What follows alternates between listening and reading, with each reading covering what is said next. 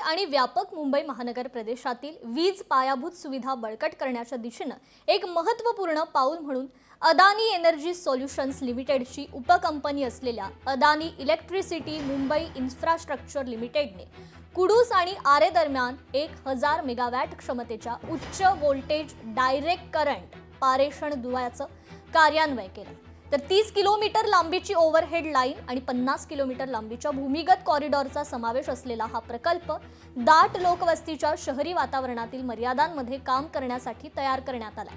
यात जगातील पहिल्या कॉम्पॅक्ट HDVC सबस्टेशनचाही समावेश आहे। ऑक्टोबर 2020 मध्ये मुंबईत झालेल्या वीज खंडित होण्याच्या घटनेनंतर या प्रकल्पाची संकल्पना मांडण्यात आली आहे, कारण त्या घटनेमुळे शहरातील वीज पुरवठ्यातील त्रुटी उघड झाल्या होत्या।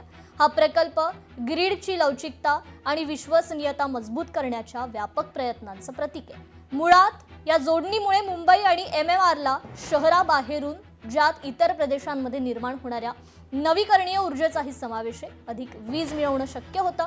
मुंबई आधीच राष्ट्रीय ग्रीडशी जोडलेली असली तरीही HVDC जोडणी अधिक नियंत्रित, कार्यक्षम आणि उच्च क्षमतेच्या वीज प्रवाहांना सक्षम करून ही जोडणी अधिक वाढवते, विशेषतः नवीकरणीय ऊर्जेच्या एकत्रीकरणासाठी।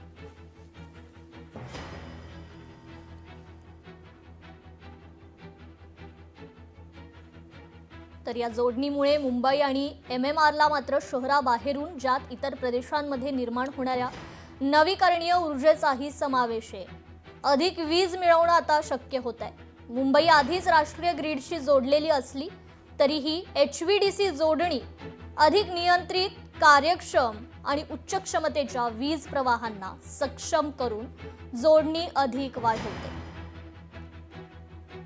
तर अधिक स्वच्छ मुंबईसाठी अदानींकडून हे महत्त्वाचं पाऊल उचलण्यात आलंय।